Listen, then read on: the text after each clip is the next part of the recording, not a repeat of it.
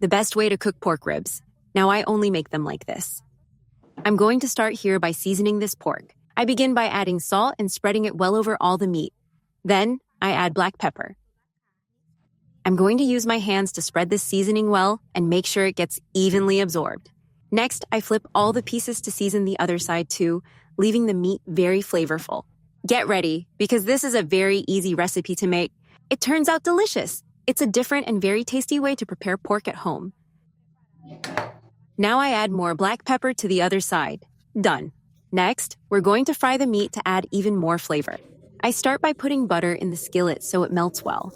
Here, I'm using 1 full tablespoon of butter. This butter will ensure the meat is even more flavorful and has an amazing aroma. As soon as it melts, I place the pork fillets in the skillet. They're going to fry and absorb a lot of flavor. This is the way I usually prepare them here at home. The result is delicious meat that's very simple to make. A different recipe with an irresistible flavor.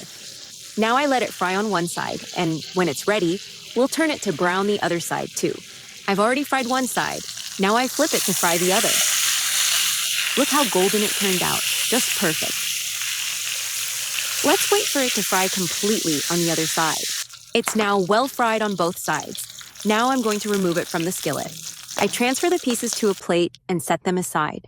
In the same skillet, taking advantage of the leftover flavor, I add 1 finely chopped onion. I also add 3 finely chopped garlic cloves. Now I sauté the garlic with the onion until they are lightly golden. We're going to prepare a delicious sauce that pairs perfectly with this meat. The onion and garlic are already well sautéed. Then I add 100 grams of sliced mushrooms. I add 1 tablespoon of all-purpose flour to help thicken the sauce. I mix well to incorporate everything and form the base of the sauce. I keep mixing until the flour is completely dissolved. Now that it's well mixed, I add the broth. Here I use 1 2/3 cups of chicken broth. I mix everything very well, stirring constantly. I let it cook in this sauce for about 2 minutes so it gains flavor. The sauce starts to thicken and gain consistency. I'm going to show you how the texture changes and becomes nice and creamy. It's boiled long enough. Look at the texture this sauce has now. Very thick. I adjust the salt, adding a pinch more if needed. I add a bit more freshly ground black pepper.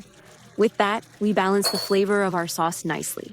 I stir everything again to fully incorporate the seasonings. Now I take the pieces of meat. I place them back in the skillet, inside the sauce. This combination turns out truly irresistible. The meat absorbs all the flavor from the sauce and becomes even juicier. With everything in place, I cover the pot. And I let it cook for 2 more minutes to finish. This way, the flavor penetrates the meat better. 2 minutes have passed, and the meat is perfectly cooked.